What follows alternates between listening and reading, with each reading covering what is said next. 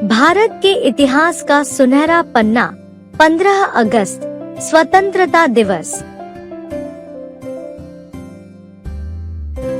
सोने की चिड़िया भारत। भारत को पहले सोने की चिड़िया कहा जाता था। सब देशों की नजर भारत के ऊपर लगी हुई थी।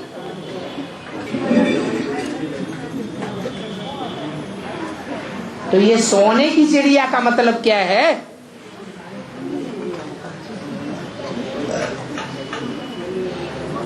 अभी भारत सोने की चिड़िया है या पत्थर ठिक्कर भित्तर लोहे की चिड़िया है? अभी तो पत्थर ठिक्कर भित्तर लोहे की चिड़िया बन गई। तो भी जो समझदार विदेशी हैं उनकी नजर भारत पर लगी हुई है। पहले तो वास्तव में यहाँ इतनी धन संपत्ति थी, कीमत थी कि विदेशियों की नजर भारत पर लगी हुई थी, क्योंकि यहाँ धनधान्य संपन्न देश था। खूब पैदाइश होती थी, दूध घी की नदियां बहती रही, भरपूर अनाज पैदा होता था। कीड़ों वाला अनाज नहीं, वर्षों सुरक्षित रहने वाला अनाज। ये तो विदेशियों की करामात है जो यूरिया डलवाना शुरू कर दिया।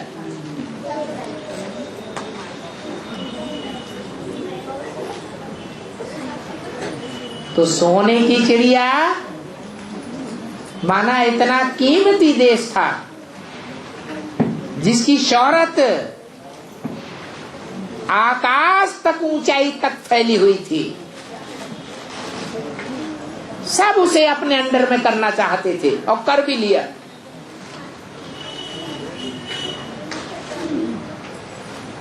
अपने अंडर में करके उसको ठिक्कर की चिड़िया बना दिया।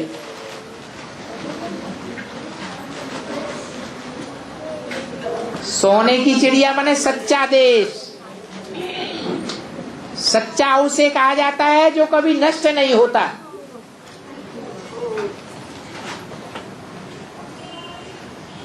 झूठा उसे कहा जाता है जो आज है कल नष्ट हो जाएगा। विनाशी को झूठा कहा जाता है, अविनाशी को सत्य कहा जाता है।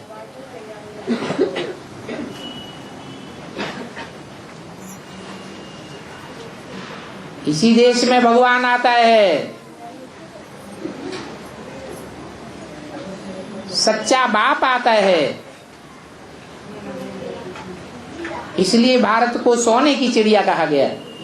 अब बच्चे समझते हैं आज से 5000 वर्ष पहले भारत सोने की चिड़िया थी।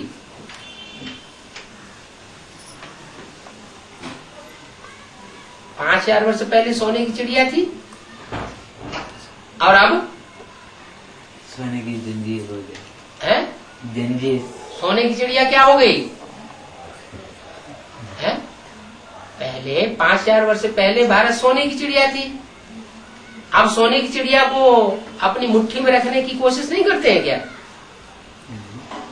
भले मुट्ठी में रखने की कोशिश करते हैं, लेकिन उनको भी पता नहीं है कि अब वो सोने की चिड़िया गायब हो चुकी है। गोल्डन एज वर्ल्ड कहा जाता है सत्य को, त्रेता को।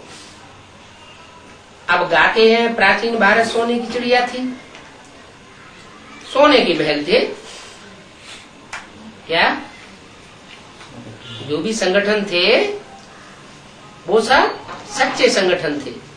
उन संगठन में कोई धोखाबाज नहीं होता। आज तो कोई राजा होते हैं, राजाओं की अपनी राजाई होती है और उनके अपने राज्याधिकारी होते हैं। तो क्या करते हैं, राजा कोई धोखा दे देते हैं, मार देते हैं। मंत्री राजा बन करके बैठ जाते हैं। तो वो संगठन कैसा हो गया? सोने का संगठन कहें, सच्चाई का संगठन कहें या झूठा संगठन क्या है? झूठे। वो तो झूठा संगठन हो गया।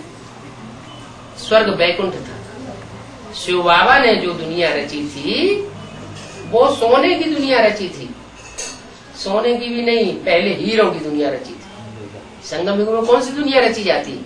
हिरण की। संगम युग में हीरों की दुनिया रची जाती है, और सतयुग में सोने। सोने की दुनिया। स्वर्ग वैकुंठ था। भारत सोने की चिड़िया था क्या? अगर कोई देखे कि सोने की बड़ी भारी चिड़िया उड़ती हुई जा रही है तो लोग क्या कोशिश करेंगे? हैं? हम भी पकड़ लें, हम पकड़ लें, हम पकड़ लें, होड़ लग जाएगी। ऐसे कोई सोने की चिड़िया होती नहीं है, लेकिन ये कहावत है संगम युग के टाइम की कि संगम युग पर ही वो स्वर्णिम भारत बनता है, जिस स्वर्णिम भारत के ऊपर सारी दुनिया की नजर लग जाती है। जब भारत सोने की चिड़िया थी तो उस सोने की चिड़िया में जो वास करने वाले थे उनको कोई भी प्रकार का दुख नहीं था। अभी तो अथाह दुख है। जमाने में बाबा ने कहा कि सतयुग को 24 कैरेट सोने की चिड़िया था। हाँ जी। पर कलयुग के अंदर भी अंग्रेज और मुस्लिम धर्म वालों ने भारत को सोने की चिड़िया कहा। तो वो भारत अब थोड़े ही सोने की चिड़िया है। 200 साल 300 साल पहले आए कि वो भारत सोने की। अगर सोने की चिड़िया होती तो 100 साल अंग्रेजों ने राज्य कैसे कर लिया? मान्यता तो उनकी 500-600 साल मुसलमानों ने राज्य कैसे कर लिया? सोने की चिड़िया के नाम पे आए। तो सोने की चिड़िया नहीं हुई ना, लोहे की चिड़िया बन गई, कंट्रोल में आ गई मुसलमानों के, क्रिश्चियंस के।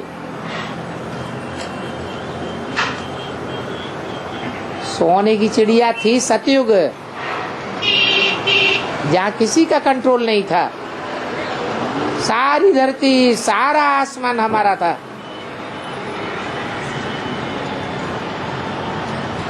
अभी सारी धरती हमारे कंट्रोल में है क्या?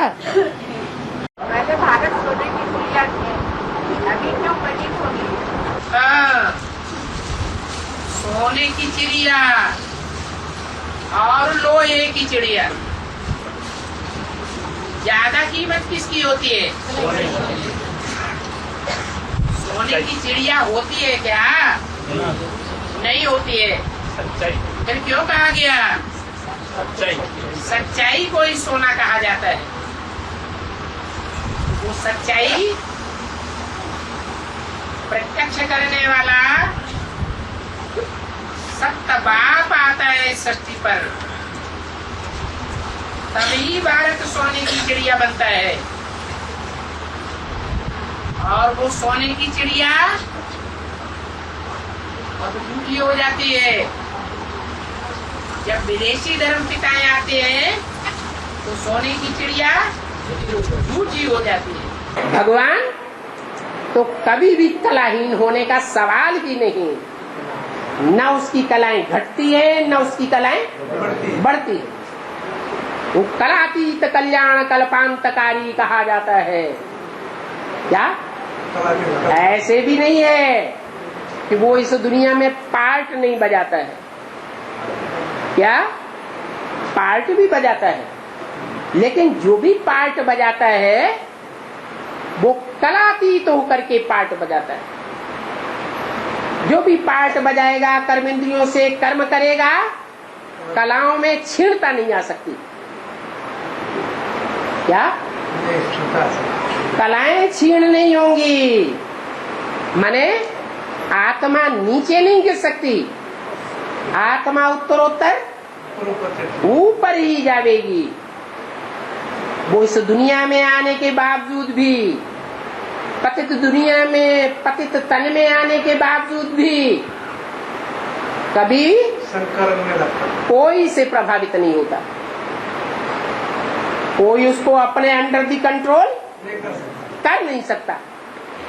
इसलिए गायन भी है आज तक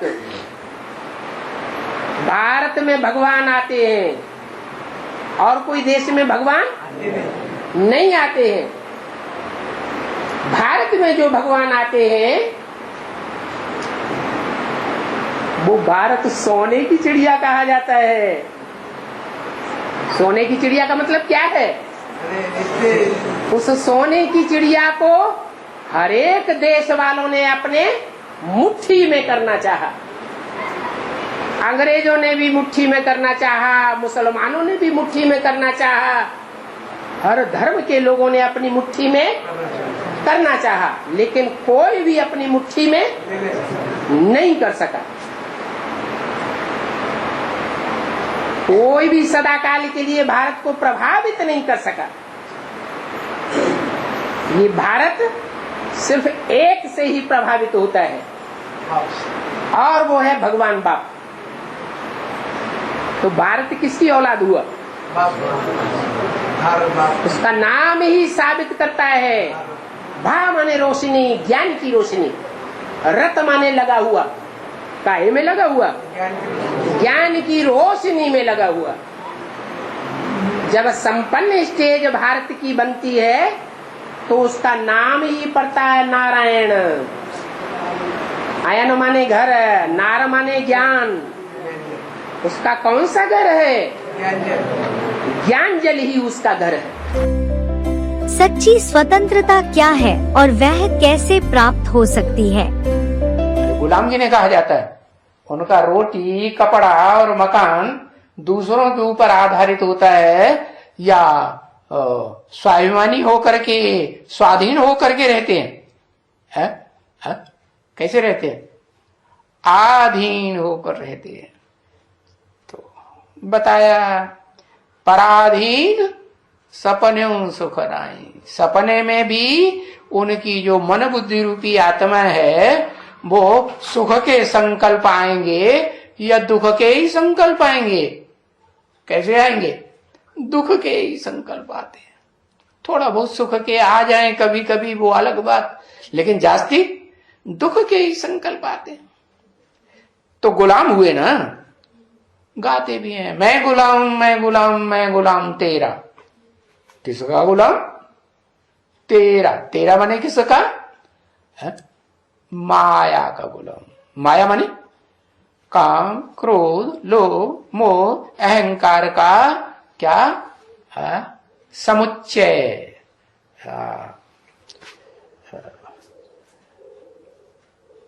गाया जाता है ना। बताया क्या? अभी बताया, मैं गुलाम मैं गुलाम मैं गुलाम तेरा। गुलामी करो। अभी बाबा तो ऐसा नहीं कहेंगे। क्या बाबा स्वाधीन बनाने आए हैं या पराधीन बनाने आए हैं? बाबा तो राजाओं का राजा बनाने आए हैं। राजा किसी के अधीन होता है क्या? नहीं होता है। यानी सारी दुनिया में जो भी मनुष्य मात्र हैं वो अब इस समय प्रजातंत्र राज्य सारी दुनिया में फैल गया तो आधीन है या स्वाधीन है? आधीन है। तो बाबा ये आधीनता नहीं सिखाते हैं। बाकी इस मनुष्य मात्र की दुनिया में जो भी मनुष्य आत्माएं हैं वो सब आधीन बनाने वाली है। कोई भी स्वाधीन नहीं बनाता। तो एक ही परमपिता परमात्मा शिव सुप्रीम सोल है। जब साकार मुकर्रर रथ में आते हैं तो स्वाधीन बनाने की तरकीब सिखाते हैं। क्या? राजयोग सिखाते हैं ना। हाँ, तो बाबा नहीं कहेंगे क्या कि तुम गुलाम बनो किसी के। क्या कहते हैं? क्या करो? पहले अपन को आत्मा समझो। आत्मा समझेंगे तो देह के कंट्रोलर राजा बनेंगे या देह के, अपनी देह के ही गुलाम बन जाएंगे? राजा बनेंगे। राजयोग की पढ़ाई है।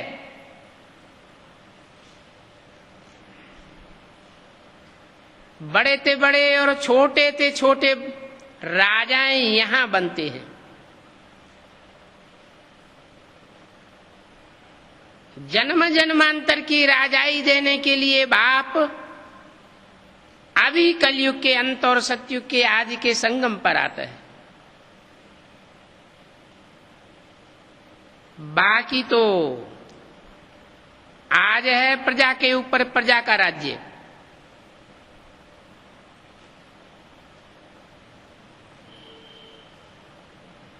ये अनेक मनुष्य गुरुओं के द्वारा सिखाई हुई अंतिम चीज है।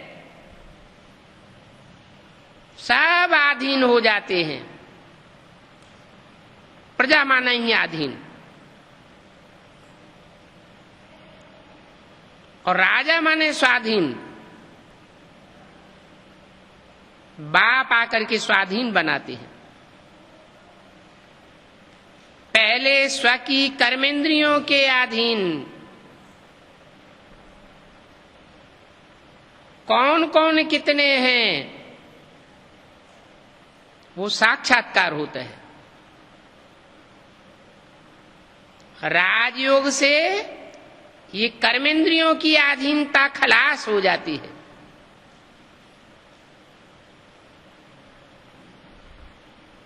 कर्मेंद्रियों की अधीनता जब खलास होती है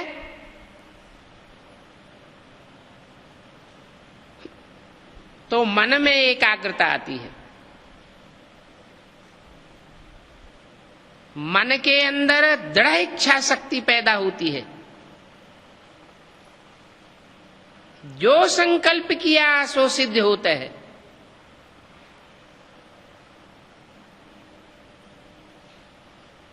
अभी तो सिखाने वाले गुरु ही अनलॉफुल हैं, अनराइटियस हैं।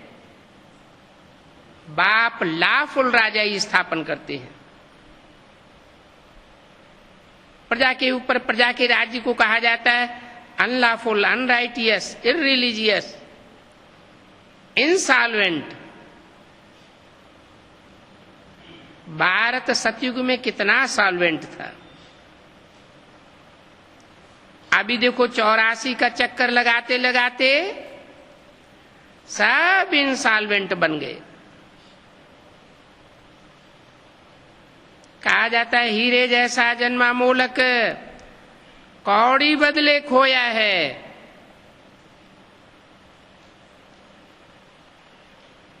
ये भारत की कहानी है। बाप कहते हैं तुम कौड़ियों के पिछाड़ी क्यों मरते हो।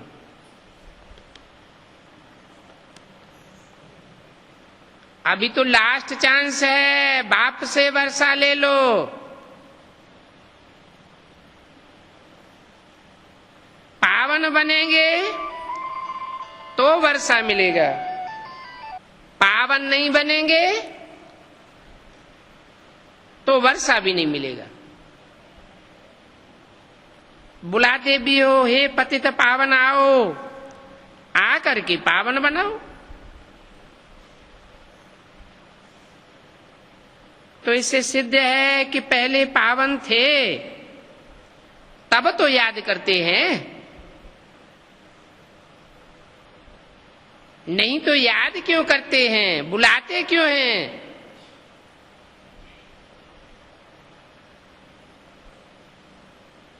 अभी तो है कलयुग।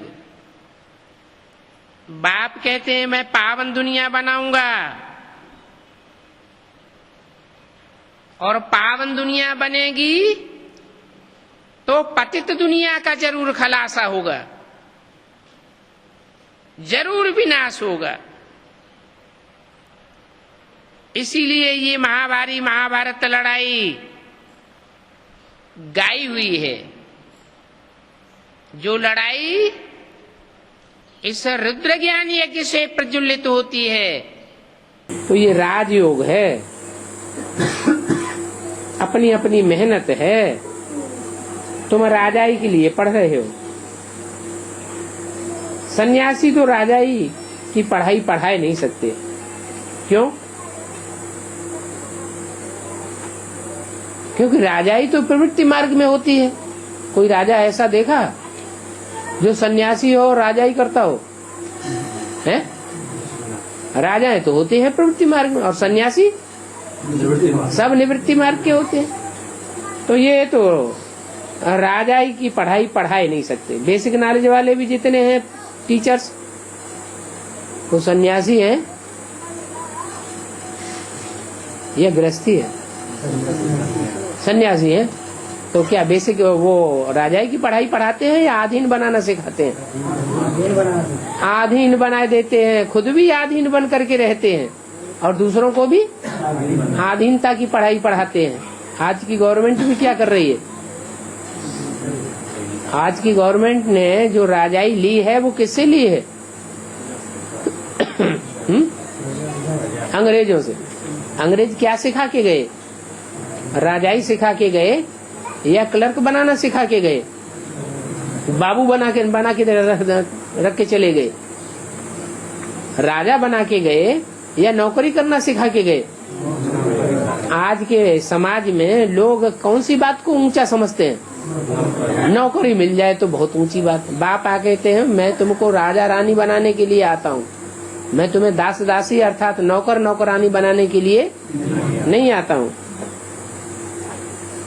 तो अपनी अपनी मेहनत से तुम ये पढ़ाई पढ़ते हो और उच्च पद पाते हो। राजाई पढ़ाने वाला एक ही बाप है क्या? और तो सब आधीन बनाने वाले हैं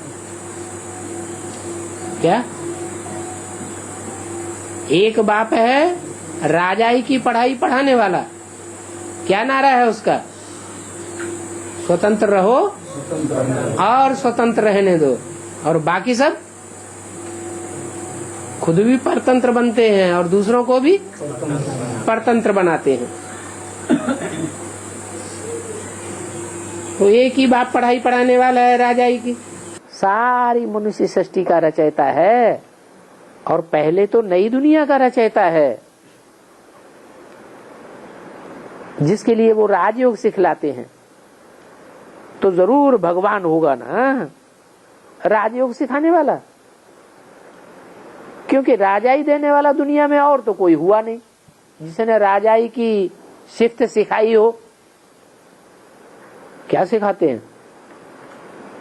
मास्टर बनना, डॉक्टर बनना, इंजीनियर बनना सिखाते हैं, मैनेजर बनना सिखाते हैं, लेकिन राजाओं का राजा बनाना तो कोई कंट्रोलिंग पावर आज तक किसी ने नहीं सिखाई।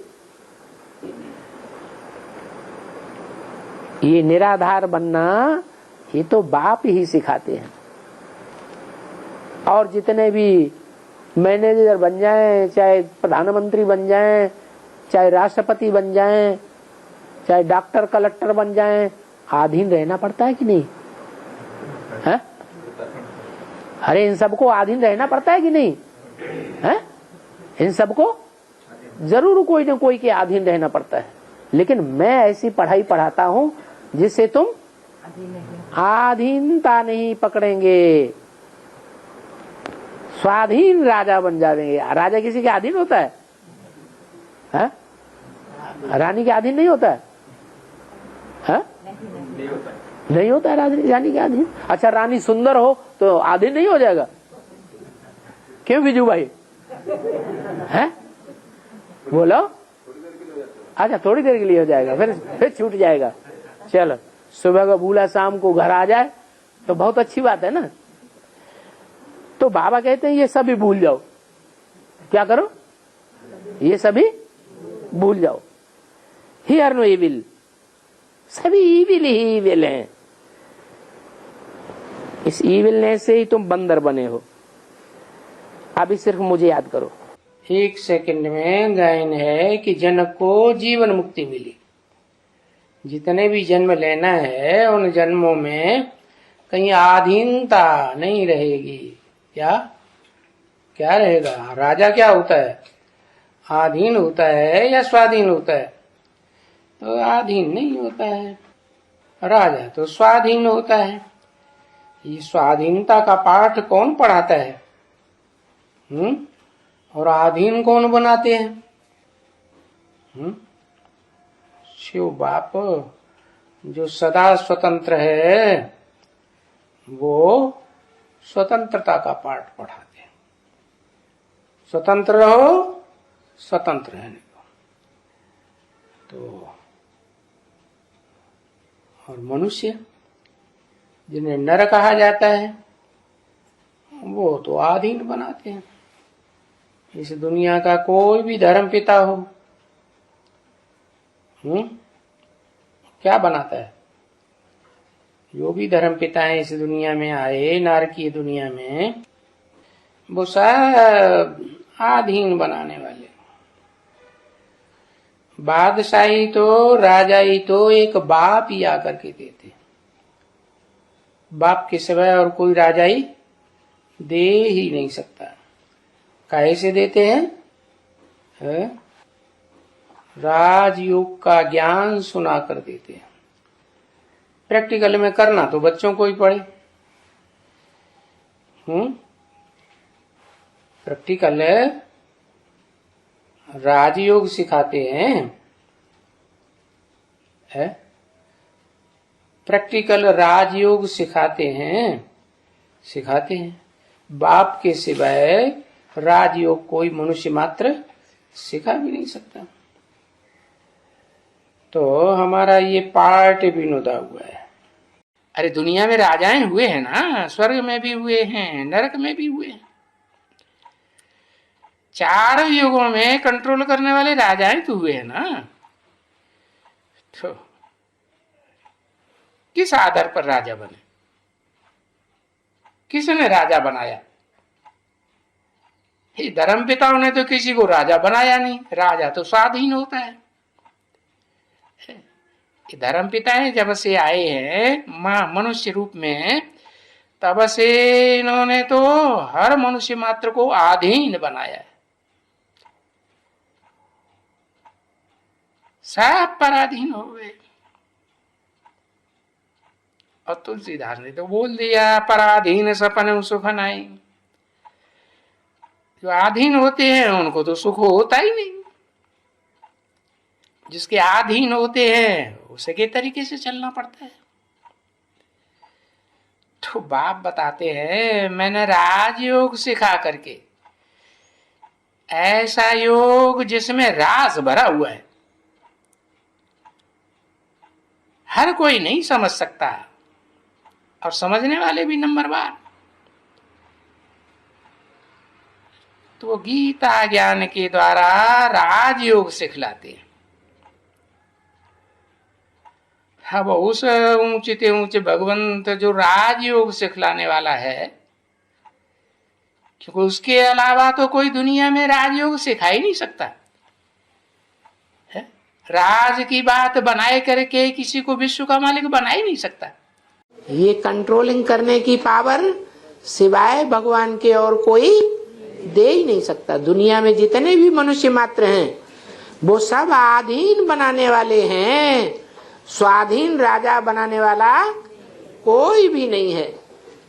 तो बच्चे खुश हो जाएंगे, अरे हम तो डॉक्टर की पढ़ाई पढ़ रहे थे, हम तो इंजीनियरिंग की पढ़ाई पढ़ रहे थे, क्या हम तो जज बनना चाहते थे। उनको बताओ कि जज भी स्वाधीन नहीं होता, डॉक्टर भी स्वाधीन नहीं होता।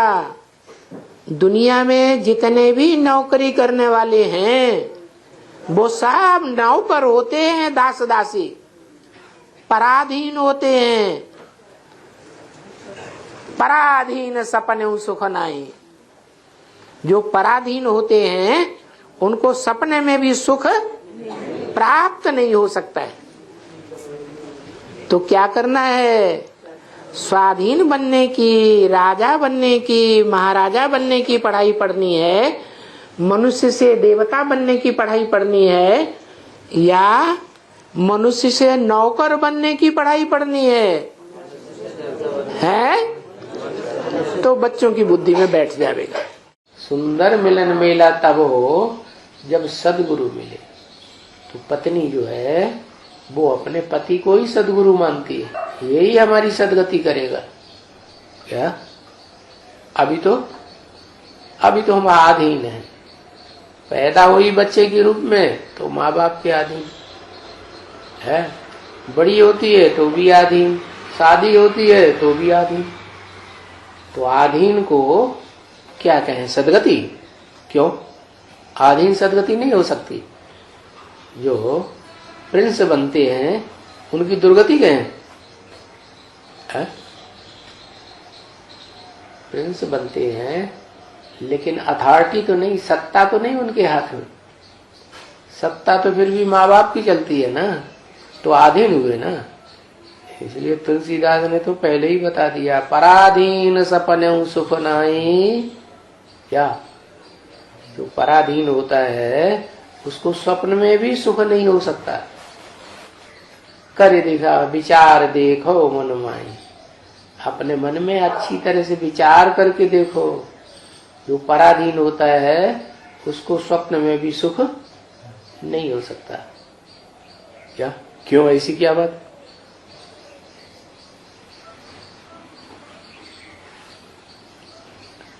अरे बाप पहले राजा था, स्वाधीन था।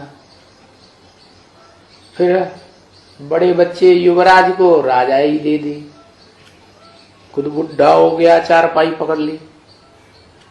अब पराधीन है या स्वाधीन है? क्या कहेंगे? क्या कहेंगे? पराधीन। तो उसकी नहीं चलेगी। चलेगी किसकी फिर भी? है? चलेगी जिसके हाथ में सत्ता है उसी की चलेगी। ऐसे नहीं कि तुम राजाई से गिर करके कोई प्रजा में जाओ, फिर प्रजा में भी गिर करके बिल्कुल ही नीचे चले जाओ। बिल्कुल ही नीचे माने जो प्रजा वर्ग के हैं उनके भी दास दासी बन जाओ। तो अपनी संभाल करते रहो। क्या? क्या करो? अपनी संभाल करो। क्या संभाल करें? कि ऐसे न हो आधीनता स्वाधीनता खत्म हो जाए, आधीनता रह जाए। क्या? जो दास दासी होते हैं वो स्वाधीन होते हैं कि पराधीन होते हैं? पराधीन होते हैं। तो उनको क्या कहेंगे? है? सुख होता है या दुख होता है? दुख होता है। तो संभाल करते रहो। किस बात की? अपनी राजाई की संभाल करते रहो। राजाई कहीं हाथ से, स्वाधीनता कहीं हाथ से निकल न जाए। क्योंकि बच्चे जानते हैं ये जो नॉलेज है, ये जो समझानी है, क्या समझानी है? राजयोग की, सहज राजयोग और सहज ज्ञान की जो समझानी है, जिसका रिजल्ट है राजाई, स्वाधीनता। तो ये हाथ से ना निकल जाए। और ये बाप के बगैर तो कोई भी दे भी नहीं सकते हैं। क्या? ये राजाई और ये राजाई का ज्ञान बाप के बगैर। कौन से बाप? जो आत्माओं का बाप, ऊंच से ऊंच बाप है, जिसका कोई बाप नहीं, जो बापों का बाप है, उसके बगैर कोई भी नहीं दे सकते हैं। तो इसलिए हरदम अपने बाप को व टीचर को उनको याद करने से फिर ये डर रहेगा। विदेशी विधर्मी 2500 वर्ष से लेकर के अब तक भारतवास के ऊपर हावी होकर है, अभी भी हावी। पहले भी वो आत्माएं हावी थी। मुसलमानों ने बहुत लंबे समय तक इंडिया के ऊपर राज्य किया और अभी तो पूरा ही कर्जदार बना दिया। भारत के ऊपर कितना जबरदस्त कर्ज चढ़ा हुआ है, विदेशों का पूरा अधीन हुआ पड़ा है। ऐसे समय में बाप आकर के बताते हैं बच्चे, मैं तुमको आधीनता से निकालने के लिए आया हूं, तुमको राजा बनाने के लिए आया हुआ हूं। अब आधीनता को छोड़ दो। तुम्हारे अंदर इतनी बड़ी शक्ति थी जिस शक्ति के आधार पर प्रकृति भी 24 घंटे तुम्हारी दासी बनकर के रहती थी।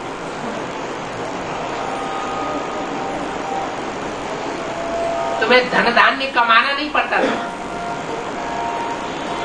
हीरे जवाहरातों के ढेर लगे रहते थे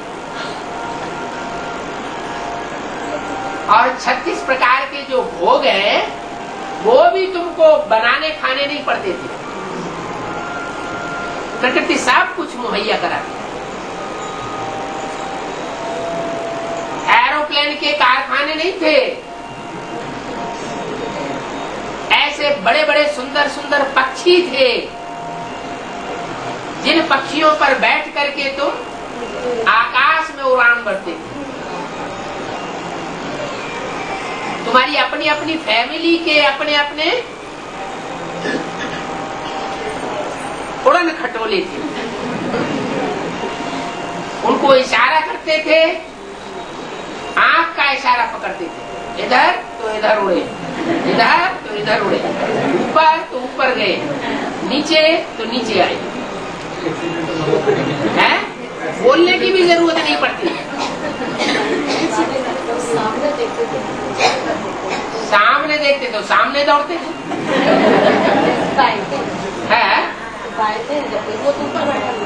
उनकी आंखें सामने है? नहीं नहीं, उनकी आंखें ऐसे जैसे कौवे की आंख चारों तरफ ऐसे अपने मालिक की तरफ आंख रहती थी। तो किसी प्रकार की कोई भी मेहनत नहीं करनी पड़ती थी। सारी प्रकृति, सारी कुदरत तुम्हारी मुट्ठी में थी। अभी प्रकृति के 5 तत्व इन विदेशियों की मुट्ठी में आ चुके हैं।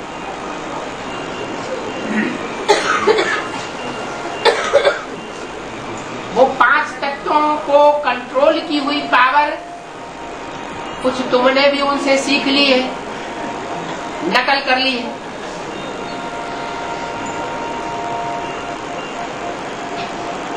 क्योंकि तुम तो हो ही राम की सेना। पहले मंदिर लायक देवता थे, अभी नकल करते करते बंदर बन गए। तो नकल करने में तुम बहुत होशियार हो। वायु देवता को उन्होंने कंट्रोल करना सिखाया और हमने कंट्रोल करना सीख लिया। एक बटन दबाया और पंखा घूमता।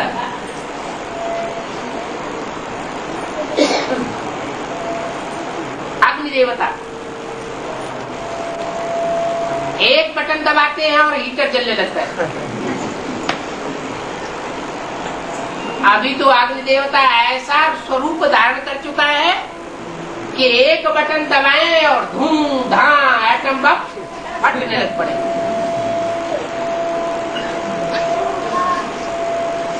चाहे अग्नि देवता हो, चाहे वायु देवता हो, चाहे पृथ्वी देवता हो, जल देवता हो, सब कंट्रोल कर लिए हैं विदेशियों। लेकिन जो पूरी प्रकृति है संघातमयी, वो अभी भी किसी के कंट्रोल में नहीं है। ये प्रकृति को कंट्रोल करना मैं तुमको सिखाता हूं।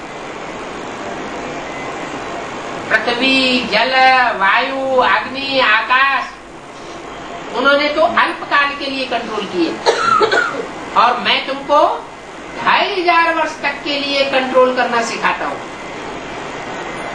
2500 वर्ष तक प्रकृति तुम्हारा कोई अपोजिशन नहीं करेगी। तुम प्रकृति पति कहे जाओगे। अभी प्रकृति जब चाहे तब मनुष्य के ऊपर हावी हो जाती है, विदेशियों के ऊपर भी हावी हो जाती है। पृथ्वी हिलना आज तक भी कोई वैज्ञानिक ऐसा नहीं हुआ है जो भूकंप को रोक सके। आंधी तूफान अभी भी आते रहते हैं। बाप कहते हैं अब मैं तुमको ऐसी स्वतंत्र दुनिया बनाने के लिए आया हूं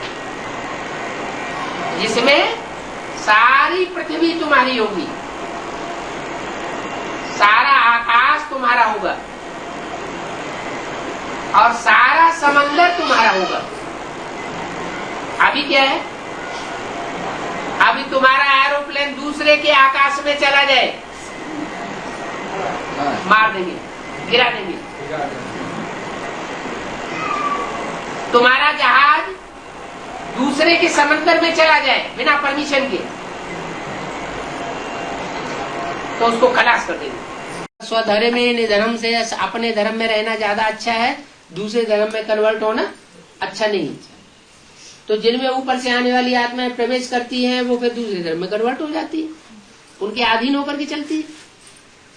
तो जो अधीन होकर के चलता है वो उसमें कमजोरी ज्यादा आती है, जो स्वाधीन होता है उसमें कमजोरी नहीं रहती। आधीनता के कारण कमजोरी आती है, इंफीरियरिटी कम्प्लेक्स आ जाता है आत्मा के अंदर। इंफीरियरिटी कम्प्लेक्स माने हीन भावना, वो हीन भावना आत्मा को नीचे गिराती। सुपीरियरिटी कम्प्लेक्स होता है तो उमंग उत्साह ज्यादा रहता है। जैसे राजा का बच्चा है तो कहे मैं राजकुमार हूं, तो वो उमंग उत्साह नशा रहता है। तो ये सुपीरियरिटी कम्प्लेक्स कहां से आता है? सुप्रीम कौन है इस संसार में? सुप्रीम सोल कौन है? जो सुप्रीम सोल है वहीं से सुपरमेसी शुरू होती है, और जो लास्ट में आने वाला धर्म पिता है वहां से इंफीरियरिटी कम्प्लेक्स शुरू होता है। तो जो आत्माएं मनुष्य गुरुओं के स्वभाव संस्कार के नजदीक आती है, उनसे प्रभावित हो जाती है, उनमें आता है इंफीरियरिटी कम्प्लेक्स। और जो परमात्मा के बच्चे बनते हैं डायरेक्ट, उनमें सुपरमेसी रहती है। सुपरमेसी रहने के कारण वो जन्म वाई जन्म भले टकराते हैं विधर्मियों से, विदेशियों से, लेकिन टकराते हुए भी टक्कर लेते लेते लेते जाके आखिरी जन्म में नीचे गिरते हैं। तिरंगा झंडा, कोट ऑफ आर्म्स। रूहानी मिलिट्री का मार्शल कौन है? शंकर मार्शल है, जिसे देव देव महादेव कहा जाता है। देव ब्रह्मा, देव विष्णु, और दोनों के ऊपर देव महादेव। तीनों देवताओं की तीन पुरियां दिखाते हैं। सूक्ष्म वतन में सबसे ऊंची पुरी दिखाते हैं महादेव शंकर, जिस पर लिखना चाहिए सत्यमेव जयते। क्या?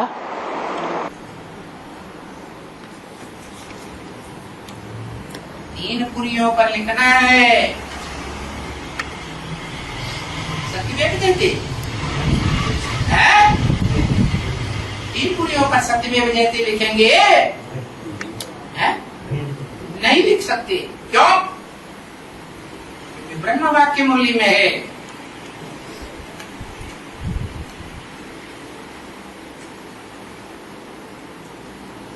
त्रिमूर्ति शिव की तीन मूर्तियां हैं। दुनिया वाले मनुष्यों ने तो उनको तीन शेर दिखा दिया। क्योंकि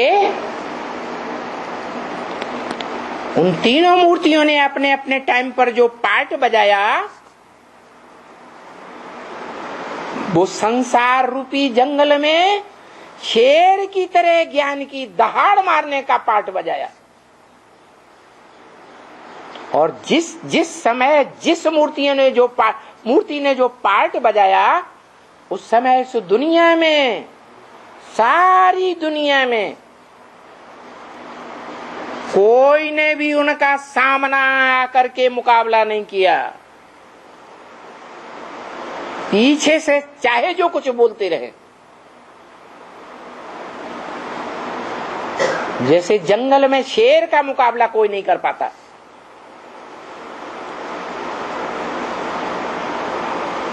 परंतु सुप्रीम सोल बाप ब्रह्म वाक्य मुरली में कहते हैं वास्तव में ये जो 3 शेर दिखाए हैं वो अपने अपने अनुभव के आधार पर अंधों की औलाद अंधों ने दिखाए हैं। जैसे अंधे होते हैं ना, उनके सामने हाथ ही लाकर खड़ा कर दो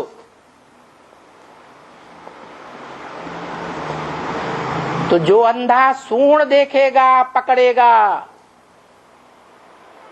कोई अंधा टांग पकड़ेगा, कोई अंधा पूंछ पकड़ेगा, कोई अंधा पेट पर हाथ घुमाएगा। तो अपना अपना अनुभव अलग अलग बताएंगे ना, कि एक ही बताएंगे, है अलग अलग बताएंगे।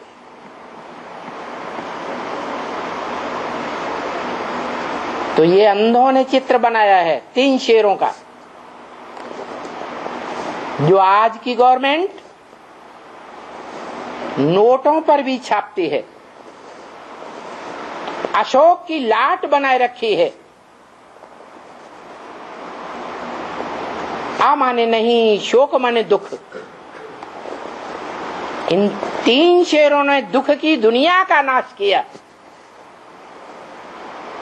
ऐसे दिखाते हैं। अशोक की लाट। और सुप्रीम सोल बाप ब्रह्मा मुख से मुरली में क्या कहते हैं? अरे ये 3 शेर नहीं है, इनमें एक शेर है, एक बकरी है, एक घोड़ा है, बैल कह दो।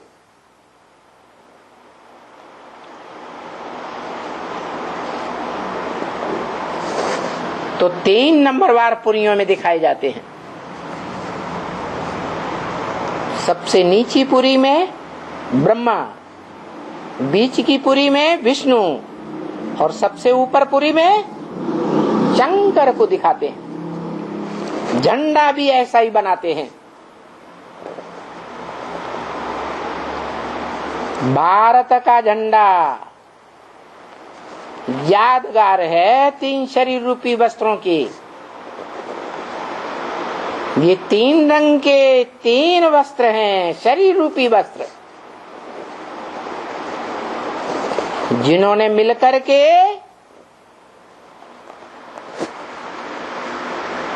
विश्व विजय की थी। इसलिए आज भी गाते हैं,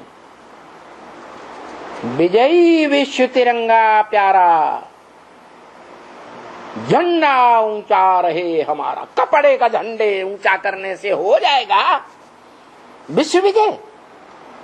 कपड़े का झंडा ले जाओ और एवरेस्ट की चोटी पे लगा दो, विश्व विजय हो जाएगी? अरे एक तरफ शास्त्रों में लिख दिया, शरीरम रथम विद्धे, गीता में भी लिखा हुआ है, वासांस जीर्णानि यथा विहाय जैसे मनुष्य पुराने शरीर रूपी कपड़ों को मनुष्य आत्मा त्याग देती है और अगले जन्म में नए वस्त्र धारण करती है, तो शरीर को वस्त्र कहा गया।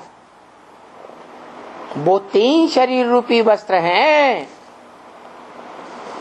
नंबरवार ऊंची नीची और मध्य की स्टेज में दिखाए गए।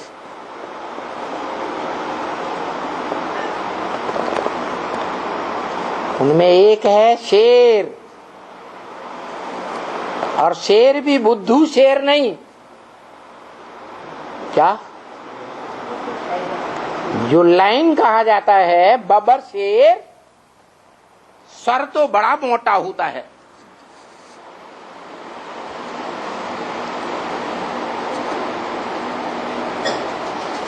लेकिन बुद्धिमान ज्यादा होता है या टाइगर के मुकाबले कम बुद्धिमान होता है? हैं? टाइगर ज्यादा बुद्धिमान चालाक होता है। मौका देख करके हमला करता है। जब देखेगा अभी जीत पाने का मौका नहीं है, बिल्कुल हमला नहीं करेगा।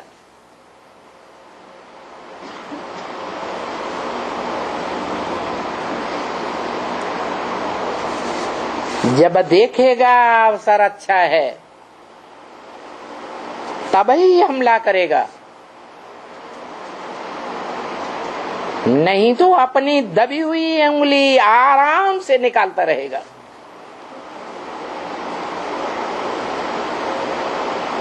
इसलिए आज भी यादगार है हमारे भारतवर्ष में,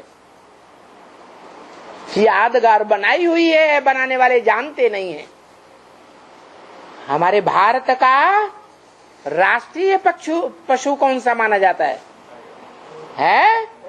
टाइगर माना जाता है। भारत में विराट रूप भी बनाते हैं, परंतु उसमें ब्राह्मणों की चोटी भी नहीं दिखाई है और चोटी में बाप भी नहीं दिखाया है। ब्राह्मणों को भी उड़ाई दिया और शिव बाप को भी उड़ाई दिया। क्यों उड़ाई दिया? कुछ भी नहीं समझते, त्रिमूर्ति का भी अर्थ नहीं समझते। नहीं तो भारत का कोर्ट ऑफ आर्म्स त्रिमूर्ति शिव का होना चाहिए, परंतु काय का बनाई दिया है? 3 जानवरों को बनाई दिया है। अभी है ही कांटों का जंगल, कांटों का जंगल दुनिया बन गई तो कोर्ट ऑफ आर्म भी जानवरों को बनाई दिया।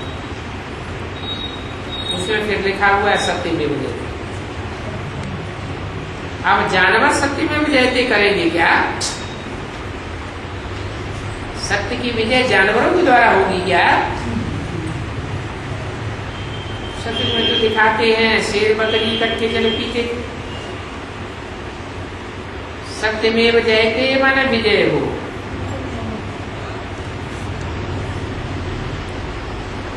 दुनिया में सभी दूध और पानी पीते रहते हैं,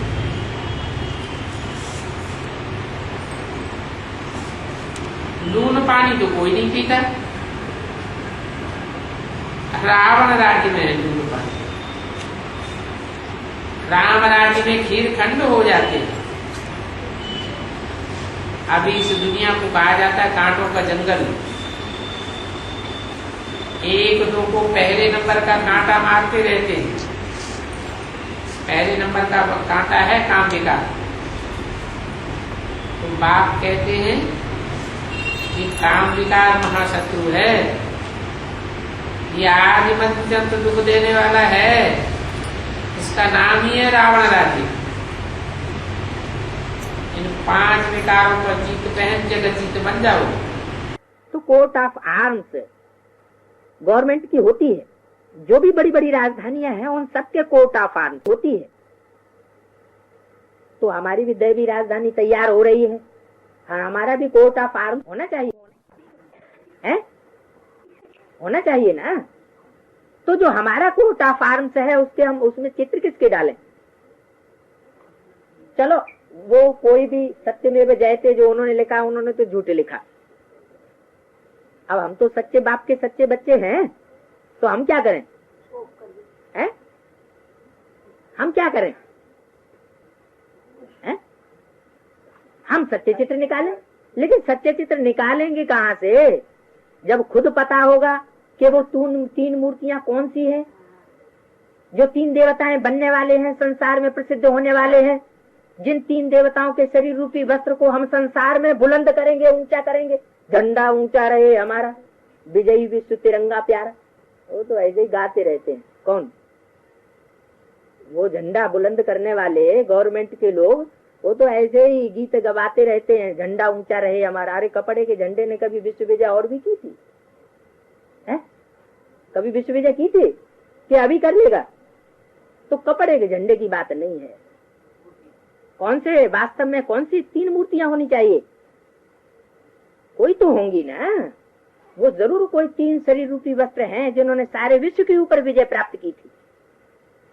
उनके संस्कार मिलजुल करके एक हुए थे। भले उनके 3 के कर्तव्य अलग अलग हैं, लेकिन तीनों का लक्ष्य एक ही है।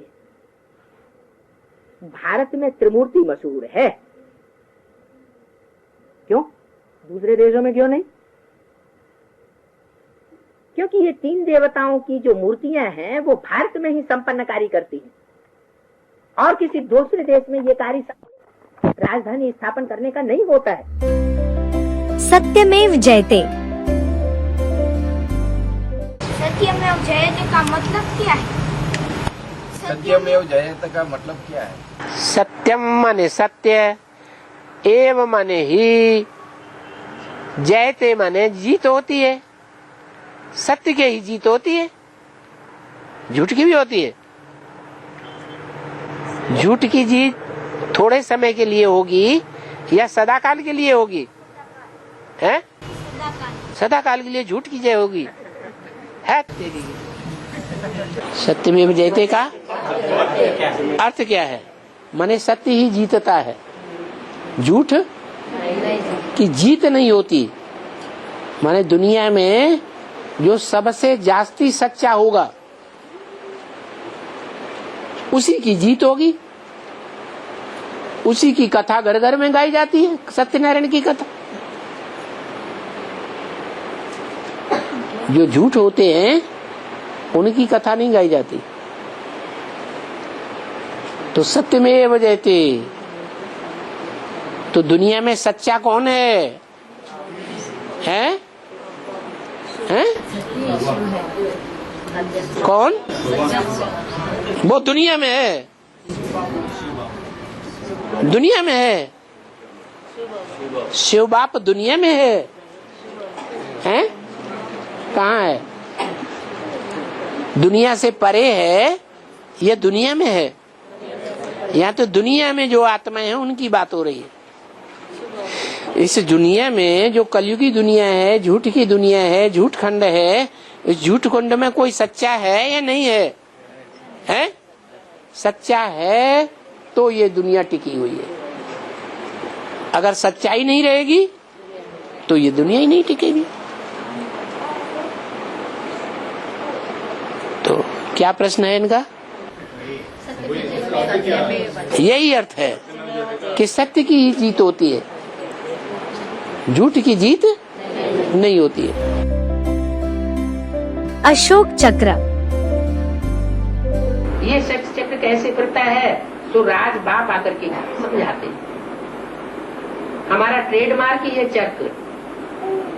क्या हमारा ट्रेडमार्क है?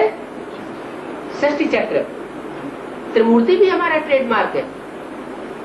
ब्रह्मा, विष्णु, शंकर, इन तीनों की जो युति है ये भी हमारा ट्रेडमार्क है। और साथ साथ ये त्रिमूर्ति कैसे इस षष्ठी रूपी चक्र में चक्र लगाती है वो भी हमारा चक्र भी ट्रेडमार्क। गवर्नमेंट भी ये निशानी रखती है। कौन सी निशानी? चक्र की। अशोक चक्र निशानी है, अशोक की लाट दिखाते हैं, उसमें भी चक्र दिखाते हैं, झंडा दिखाते हैं, उसमें भी चक्र दिखाते हैं, परंतु हमारा चक्र अलग है। हमारा चक्र अलग है और उनका अलग है। हमारे चक्र में क्या खासियत है? हमारे चक्र में कितनी अरे हैं? 4 अरे हैं, सतयुग, त्रेता, द्वापर, कलयुग। उन्होंने फिर चरखा लगा दिया है। तो ये सब बातें समझानी पड़े कि हमने चक्र क्यों रखा है ट्रेडमार्क, और उन्होंने फिर चरखा क्यों लगा दिया, निशानी है? उन्होंने, गांधी जी ने कौन सी निशानी लगाई? चरखा घुमाओ तो पेट पूर्ति होती रहेगी। यहाँ फिर हम क्या घुमाएं जो हमारी 84 जन्मों की पेट पूर्ति होती रहेगी? हम यहाँ जितना षष्ठी चक्र अपनी बुद्धि में घुमाएंगे, 84 का चक्र बुद्धि में घुमाएंगे, उतनी हमारी ऑटोमेटिक पेट पूर्ति 84 जन्म तक होती रहेगी। तो ये सब बातें समझानी पड़े। उनका चरखा है 1 जन्म की पेट पूर्ति करने वाला, और हमारा चक्र है 84 जन्मों की पेट पूर्ति करने वाला। जब जास्ती समझने लग पड़ेंगे तो तुम्हारी वृद्धि होने लग पड़ेगी। तिरंगा झंडा में बीच में अशोक चक्र दिखाते हैं, बीच में अशोक चक्र दिखाते हैं। हाँ जी, अशोक चक्र में 24 स्पोक्स दिखाते हैं, 24 आ रहे हैं। हाँ, उनका अर्थ क्या है बाबा? और अशोक चक्र का अर्थ तो चक्र कैसे? अशोक माने शोक नहीं, ऐसा चक्र है जिसमें शोक नहीं है, कोई दुख नहीं है। लेकिन जो चक्र है उसमें तो मुख्य 4 अरे हैं, भले 4 से 24 अरे दिखाई गई। सतयुग, त्रेता, द्वापर, कलयुग। सतयुग त्रेता सुख की दुनिया, द्वापर कलयुग दुख की दुनिया। तो शोक तो है, लेकिन वो शोक सबके लिए नहीं है। कोई आत्माएं ऐसी भी हैं जो आदि से लेकर के अंत तक, जैसे देवी देवता सनातन धर्म प्रायः लोप होता है, पूरा लोप नहीं होता है, ऐसे ही देवी देवता सनातन धर्म की 8 आत्माएं हैं जो कभी दुखी नहीं होती हैं। हाँ, जो नीचे नहीं गिरेगा तो ऊपर भी नहीं उठेगा, जो जितना ऊंचा उठता है उतना नीचा भी गिरता है। इसलिए नियम बना हुआ है कि माया अंतिम जन्म में उन आत्माओं को भी नीचे गिराती है थोड़े समय के लिए, लेकिन जिस समय के लिए नीचे गिराती है उस समय उन आत्माओं में ईश्वर का ज्ञान होता है। ईश्वरीय ज्ञान की पराकाष्ठा के आधार पर वो अपने को दुखी महसूस नहीं करती। इसलिए कहा है ये ऐसी आत्माएं हैं 8, जो 8 आत्माएं त्रिदेव से कनेक्टेड हैं। 8 तियो 8 गुणे 3, 8 इंटू 3, 24 अरे।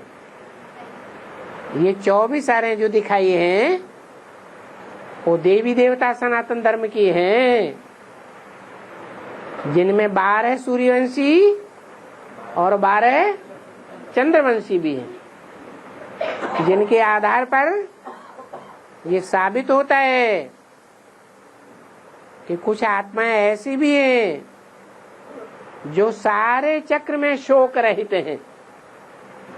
इसलिए इस चक्र का नाम अशोक चक्र है।